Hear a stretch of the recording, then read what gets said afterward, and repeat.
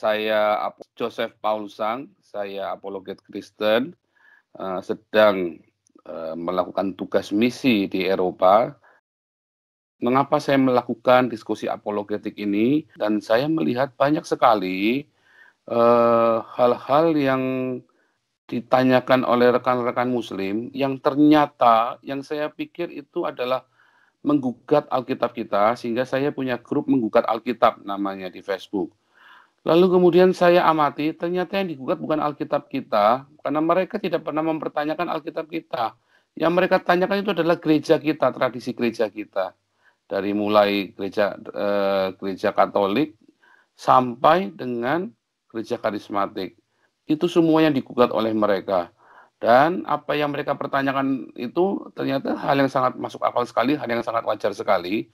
Karena banyak gereja-gereja hari ini tidak biblikal, malah justru melakukan ritual-ritual pagan, bahkan ritual perdukunan yang sama sekali tidak didukung secara biblikal. Dan ini yang harus kita mulai jujur kepada diri sendiri. Apakah gereja kita ini sudah biblikal atau tidak? Di dalam pengantar kemarin saya ada sebutkan bahwa gereja Katolik itu ternyata merupakan adopsi, inkulturasi pagan, ya. Sebenarnya sebelum ada gereja Katolik itu ada gereja Ortodoks dulu yang paling pertama, ya, dari Konstantinopel itu, dari Bizantin yang di Turki. Itu merupakan pagan Helenis. Nah, kemudian gereja Katolik Roma merupakan pagan Roma tentunya. Kemudian gereja-gereja Eropa mulai, dan itu merupakan inkulturasi dari budaya Eropa. Dan selanjutnya ada gereja Pentakosta dan gereja karismatik, ternyata itu juga merupakan inkulturasi budaya, ya, dan merupakan tradisi-tradisi. Dan tentu ini akan mengejutkan sekali bahwa ternyata bahkan Anda hari ini bergereja pun merupakan sebuah tradisi yang diwariskan, ya. Dan tentu akan menjadi banyak pertanyaan nanti yang boleh bertanya. Kemudian apa yang menjadi dasar statement saya ini, ya, yang menjadi dasar statement. Yuk, bagi rekan-rekan yang pernah sekolah Alkitab ini, saudara akan ingat buku yang warna kuning ini, David Bosch, ya. Saya akan banyak cerita dari David Bosch, yang buku yang kuning, judulnya Transforming Mission atau Transformasi Teologi Misi. Kemudian buku yang biru ini, ya, Robert Coates dan Mary Coates, ya, mereka adalah teolog liberal, ya. Kalau yang sebelah kiri ini evangelical, yang sebelah kanan ini liberal. Dia tulis Power Politics Making of the Bible, ya. Ini semua sangat buku-buku ini sangat baik sekali, satu evangelical dan satu liberal. Dan tentu beberapa teman-teman dari evangelical atau yang bahkan dari Pentakosta karismatik, loh Pak Paul ini jangan liberal. Saudara jangan anti dengan liberal, karena teologi liberal adalah sebuah fakta perkembangan teologi dunia ini. Ya, jadi beberapa orang selama di Eropa ini, beberapa orang karismatik Pentakosta dan karismatik, saya memisahkannya, mereka menjauhi teolog liberal karena mereka takut tergoncang imannya. Itu yang saya sebut, ya. Sebenarnya tidak ada yang salah dengan teolog liberal. Mereka adalah orang-orang yang jujur. Mereka tidak mau hidup di dalam ilusi agamawi. Justru dari orang-orang inilah saya banyak belajar dan menggali Alkitab, dan saya menemukan justru luar biasa Tuhan. Statement saya, ya, terhadap orang-orang ateis dan orang-orang teolog liberal ini, kalau memang Tuhan tidak ada, kalau memang Alkitab bukan firman Tuhan, maka yang nulis Alkitab ini pasti orang hebat sekali, orang setengah dewa minimum.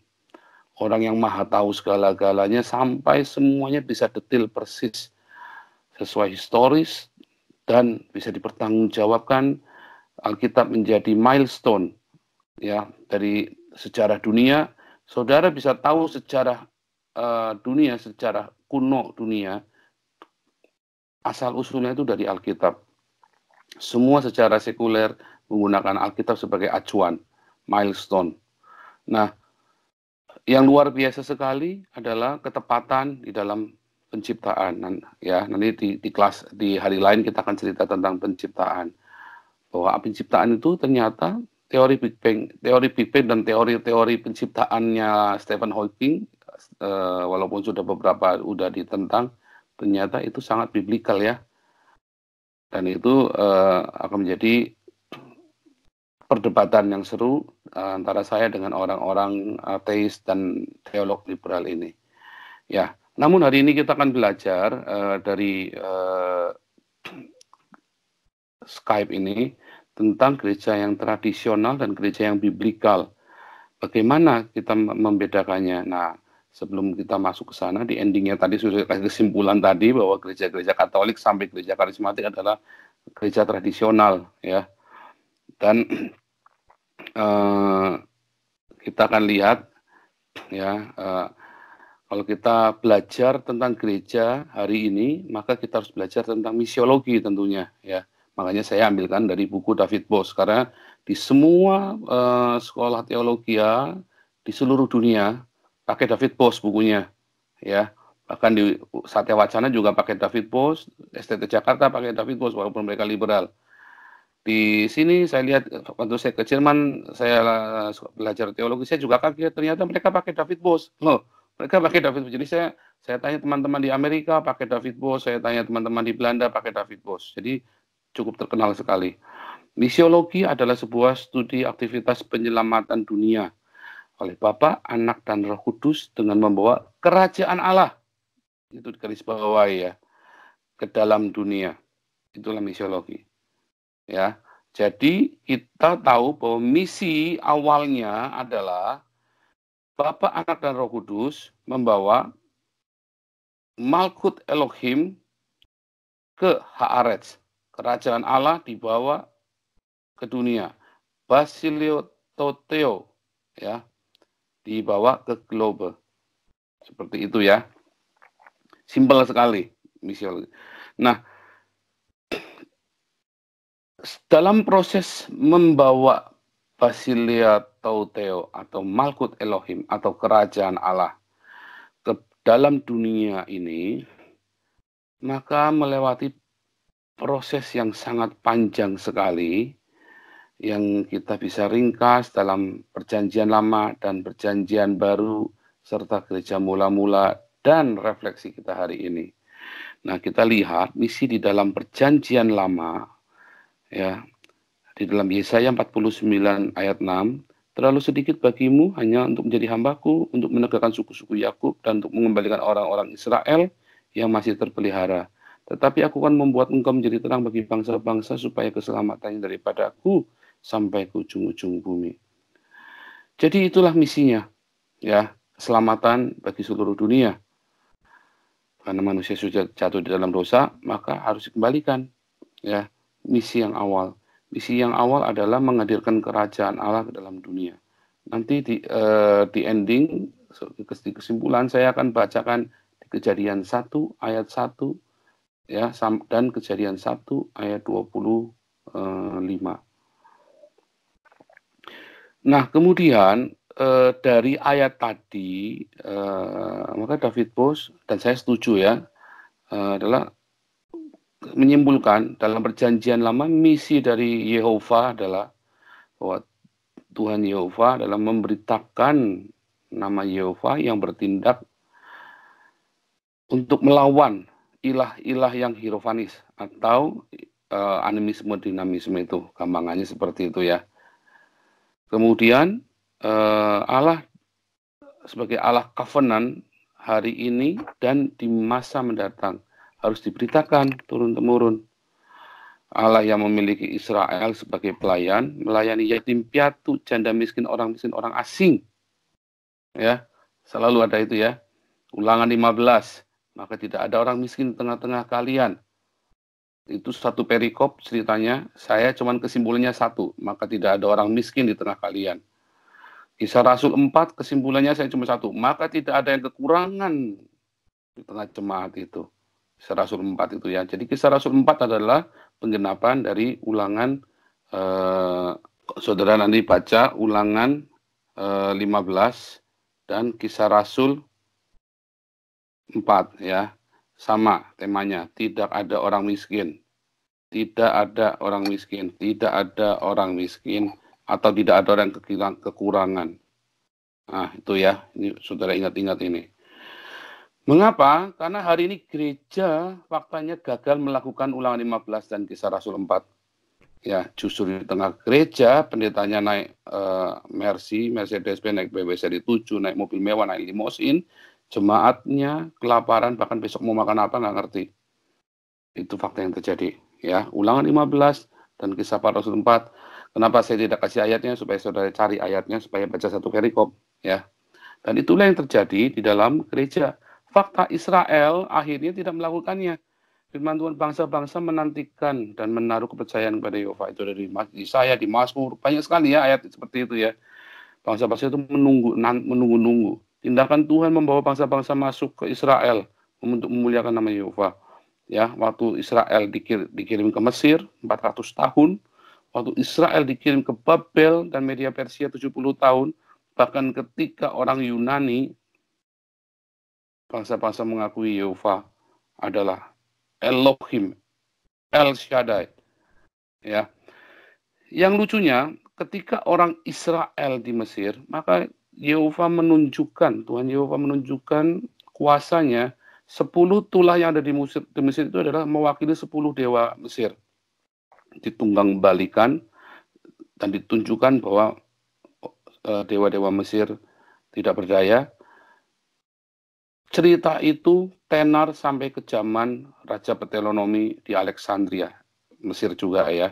Sehingga dia suruh panggil 72 penatua Yahudi, disuruh nulis tentang Musa. Ya, jadilah Septuaginta tahun 300 sebelum Masehi. Karena disitulah Tuhan Yehova menunggang balikan dewa-dewa Mesir.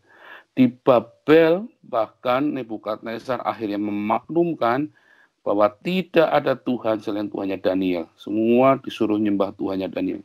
Justru ketika orang Israel bangsa pilihan gagal, orang kafir ini, si Nebukadnezar ini yang memaklumkan Tuhan, karena Nebukadnezar kan ini kan penguasa bangsa-bangsa. Dia dihantam semua bangsa-bangsa, dia taklukkan banyak bangsa-bangsa. Dia maklumkan bahwa Tuhannya Daniel adalah Tuhan semesta alam. Di Media Persia, Darius juga sama ya, dia maklumkan Tuhannya Daniel ini. Tadi Nebukadnezar itu juga Sadrah Mesah Abednego waktu dia minta patungnya disembah itu ya. Media Persia juga sama, Darius juga sama. Kemudian akhirnya Kores mengirim orang-orang Yahudi ini pulang ke Yerusalem. Bahkan orang Yunani ketika datang, ketika bangsa-bangsa lain harus menyembah Alexander the Great, Alexander yang agung itu, orang-orang Yahudi diizinkan untuk hanya bersujud kepada Yehova. Ya, maka tradisi itu dijaga oleh orang-orang Farisi dan Sanhedrin sampai ke zaman Roma. Ya, makanya mereka tidak sujud kepada Roma, tidak sujud kepada Kaisar Roma, tidak sujud kepada dewa-dewa Roma, diizinkan, sementara bangsa-bangsa lain sujud. Itu seperti itu. Itu ceritanya panjang dan menarik sekali kalau kita bahas ya. Nah, intinya di dalam perjanjian lama akhirnya toh Israel gagal, ya, orang Yahudi gagal. Dan Yesus datang ke dunia. Yesus, pertanyaannya apakah di dalam Yesus datang itu untuk orang Israel atau dunia? Dan ini yang kemudian juga dipertanyakan oleh orang Muslim. Tetapi pada faktanya Yesus memang hanya keliling di wilayah Yehuda dan sedikit Samaria. Dan iman non-Yahudi itu mencengangkan Yesus. Untuk perempuan Sirofenisia di Matius 15 ayat 8, juga perwira Roma ya, Matius 8 ayat 10. Iman seperti ini nggak ada di kalangan orang Israel. Yesus bilang begitu. Terus perumpamaan Yunus, Yesus kasih kepada orang Israel, kepada generasi ini tidak akan diberikan tanda lain selain tanda Yunus. Tanda Yunus itu Yunus mempertobatkan orang-orang kafir. bukan orang Israel, tapi orang Niniwe, orang-orang Syria, ya orang-orang pagan yang bertobat. Itu di Matius 5:12. Kemudian perumpamaan pesta raja-raja dari bangsa-bangsa, dipanggil semua dari bangsa-bangsa, diundang ke dalam pesta raja. Ya, sementara anak-anak kerajaan enggak. Allah sanggup membuat batu jadi anak-anak Abraham. Jadi bukan hanya orang Israel saja, tapi batu-batu yang lain pun dibuat jadi anak-anak Abraham. Dan kerajaan Allah dipindahkan dari Israel ke bangsa lain. Itulah faktanya. Dan di dalam pelayanan Yesus dan pemerintahan Allah atau Malkut Yehova atau Malkut Elohim, Basilia atau Theo, dalam Kisah Rasul 1 ayat 6, ketika para murid ingin menjadikan Yesus sebagai raja jasmani dan politis, ya. Tapi Yesus berkata, kerajaanku bukan datang dari dunia ini. Kamu tidak perlu tahu kapan dan waktu dan saatnya, karena kerajaan Allah telah datang dan akan datang. Lukas 17 ya. Ungkapan datanglah kerajaanmu adalah bentuk perlawanan, subversif. Jadi waktu orang-orang Yahudi itu orang buta itu berseru-seru, Yesus anak Daud, Yesus anak Daud, itu subversif ya. Karena kalau bilang Yesus anak Daud itu berarti sama saja kita sama saja kita berkata hidup DNID. Oh, itu bahaya sekali di Indonesia, bisa diciduk itu, ya.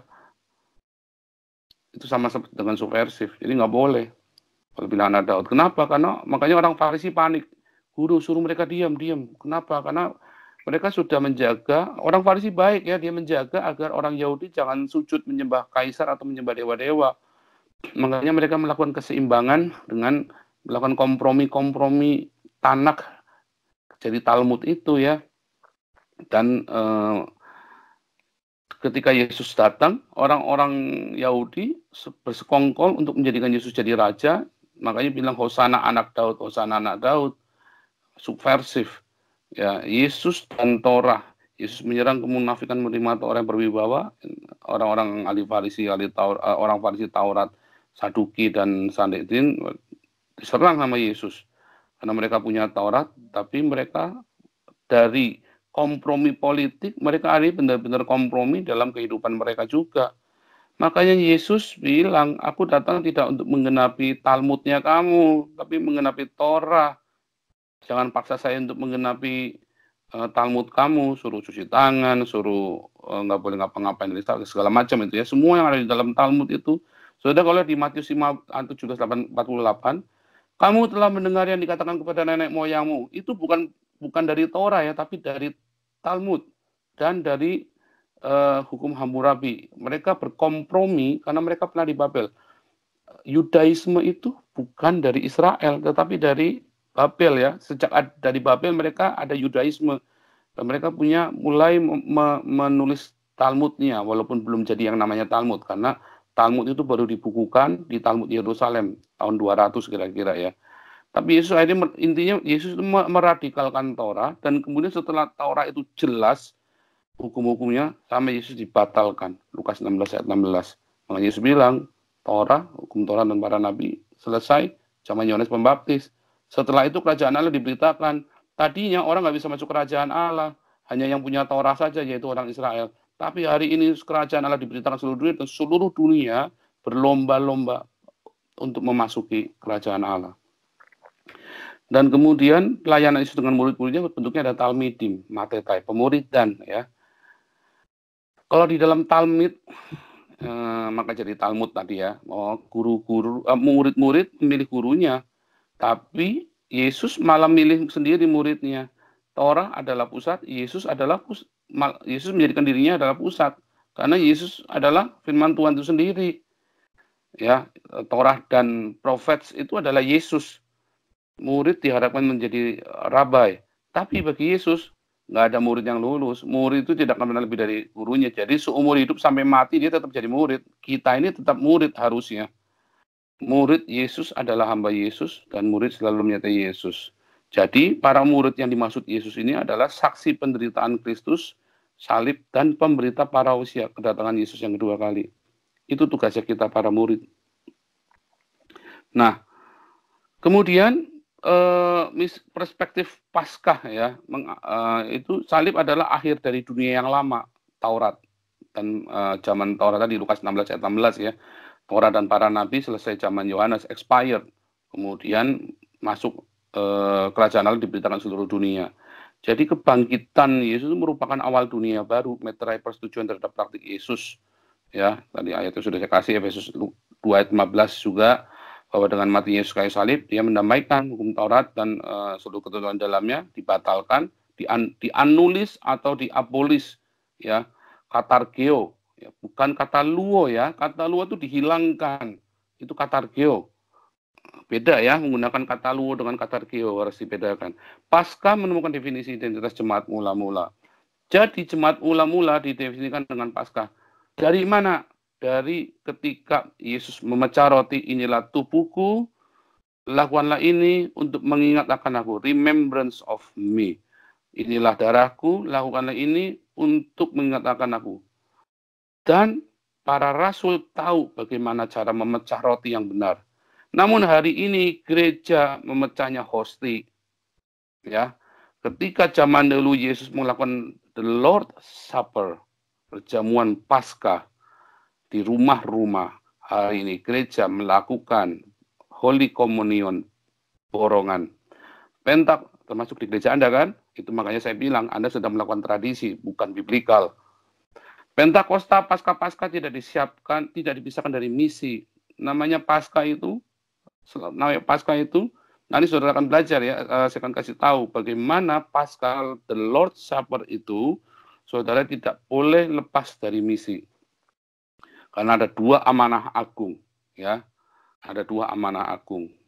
Satu yaitu beritakan Injil, jadikan murid, baptis. Yang kedua, kasih makan orang miskin, kasih pakaian. Karena saudara melakukannya kepada orang yang paling hina, saudara sedang melakukannya untuk Tuhan Yesus. Paskah adalah fajar akhir zaman. Jadi itu mulai start lagi, dan itu adalah start dan kita untuk memulai menuai bangsa-bangsa. Nah, ini dalam bahasa Jerman yaitu Nahar Wartung, pengharapan akhir dunia nyata yang akan datang, ya. Atau kalau orang liberal malah bilangnya ini pengharapan akan akhir dunia yang segera datang ini buat orang liberal adalah suatu utopia. Kamu ini utopia, hanya menghayal saja kamu ini. Dua tatanan kehidupan yang belum menelan yang sudah. Namun zaman baru dan lama terjadi bersamaan. Zaman baru mulai, zaman lama belum berakhir. Itu tadi ya, balik lagi Lukas 16 ayat 16. Zaman lama itu berakhir, zamannya Torah. Faktanya sampai hari ini parousia masih ditunda. Tuhan Yesus nggak datang-datang. Dari zaman Yesus berkata, nanti aku mau datang ya.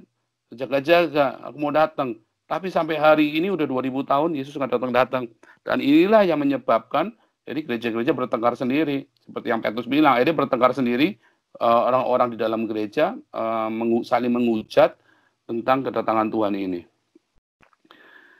Kemudian masuklah ke dalam zaman para rasul. Para rasul itu tinggal di Yerusalem. Mereka punya poskonya di Yerusalem, punya markasnya, punya pusat kegerakannya. Mereka punya pusat pergerakan di Yerusalem. Para Kristen Yahudi tetap di bait Allah. Kristen Yahudi di bait Allah dan di sinagog-sinagog. Tapi non-Yahudi ibadah di rumah-rumah. Karena mereka tidak disunat, nggak boleh masuk ke bait Allah. Ya, ke sinagog aja nggak boleh. Itulah sebabnya Timotius itu disunat. Walaupun Paulus bilang di Kisah Rasul 15 dan di Galatia, kalau Anda disunatkan maka Kristus tidak berlaku lagi. Sia-sia, salib Kristus sia-sia dalam hidupmu. Tapi nyatanya di dalam Kisah Para Rasul, Timotius disunat atas biaya Paulus loh. Ya, ditanggungkan ke Paulus. Supaya apa? Supaya Timotius bisa masuk ke sinagog mengajar orang-orang Kristen Yahudi. Ya, jadi pada kenyataannya ya orang-orang Kristen ini yang mayoritas non-Yahudi itu ibadahnya bukan di sinagog dan bait Allah, tapi mereka ibadahnya di rumah-rumah, ya. Dan saudara bayangkan kalau orang ribuan apalagi gereja Efesus itu ya. Sampai ribuan ibadahnya di rumah-rumah. Bagaimana caranya mereka ya? Tapi hari ini kita ibadah di gedung yang megah. Haleluya. Proselit yang tidak diintegrasikan ke Yudaisme langsung diambil oleh orang Kristen. Menerima anggota baru tanpa disunat. Jelas ya. Dua kelompok Kristen, yaitu orang Yahudi, nanti Hebraioi atau Hellenistai. Hebraioi itu orang-orang berbahasa Ibrani dan Aram, dialek Aram ya. Dan Hellenistai, orang-orang berbahasa Yunani. Stefanus adalah konflik besar. Kenapa? Karena kejadian Stefanus ini, insiden Stefanus ini adalah keselamatan bagi non-Yahudi. Keselamatan bagi non-Yahudi melalui Kristus. Bukan melalui bangsa Yahudi lagi. Orang Yahudi sangat percaya sekali keselamatan hanya melalui orang Yahudi dan hanya orang Yahudi yang diselamatkan. Tetapi para rasul sangat yakin sekali, mereka mengajarkan bahwa yang namanya kerajaan Allah itu, Malkut Elohim itu bagi segala bangsa di dunia. Dan buat orang Yahudi ini sangat berbahaya sekali, yaitu masalah tradisi mereka. Karena mereka saat itu sedang terpojok, ya. Sukunya cuma tinggal sedikit saja, dan mereka sekarang sudah terpojok, mereka sedang berusaha eksis. Ketambahan ada sekte Nasrani ini. Ya, sekte Nasrani ini berusaha mendobrak, ya kan? Udah begitu,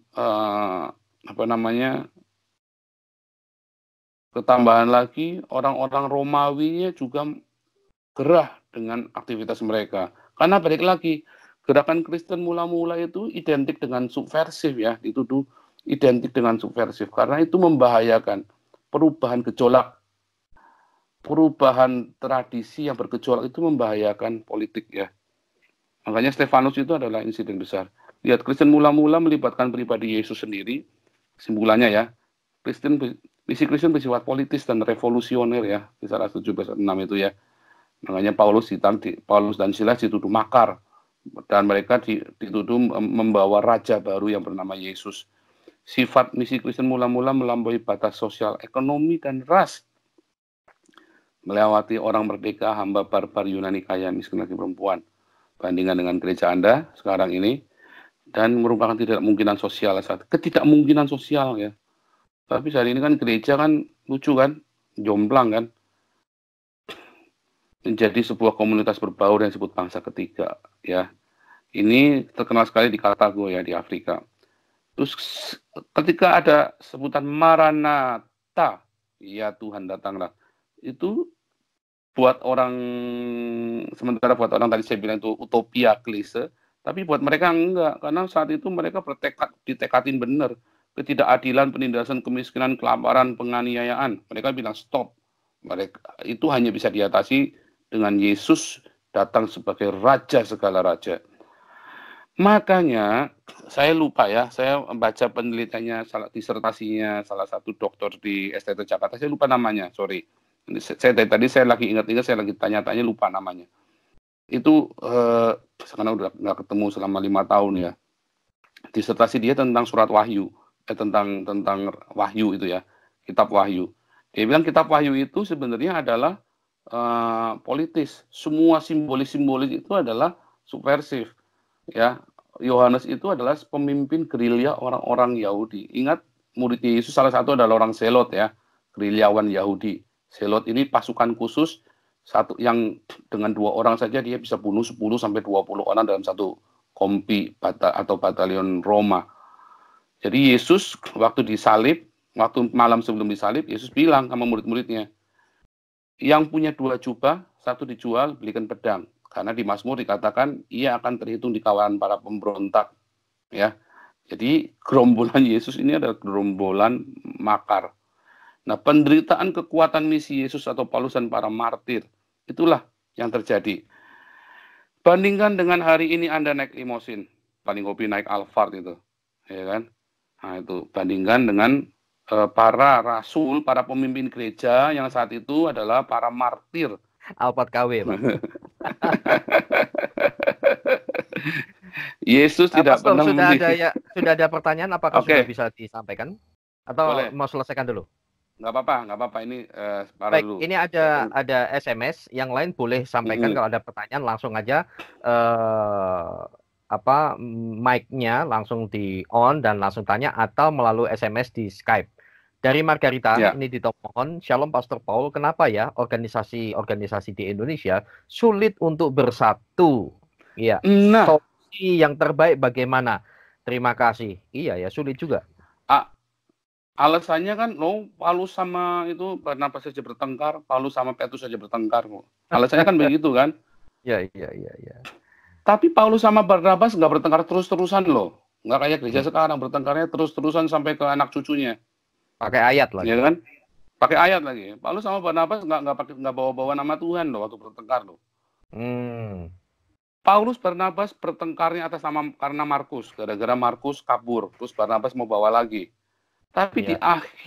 akhirnya Paulus bilang, Markus bawa sini, saya perlu sama dia. Dia itu berarti sekali. Markus itu dianggap anaknya sendiri. Coba bayangin ya. Hmm. Jadi nggak bertengkar terusan. Paulus dengan Petrus itu nggak bertengkar loh. Orang bilang, Hmm. gara-gara itu bertengkar. Paulus bilang Petrus ini orang munafik. Hmm. Petrus bilang Paulus ini orang ajarannya aneh. Mereka Hmm. nggak bertengkar loh. Mereka itu sedang lagi menjelaskan kepada jemaat. Berapologetik. Ya, sedang berapologetik. Mereka nggak bertengkar. Saya lagi debat sama Pastor Heri masalah Roh Kudus, masalah bahasa roh. Pastor Paul dengan Pastor Heri bertengkar.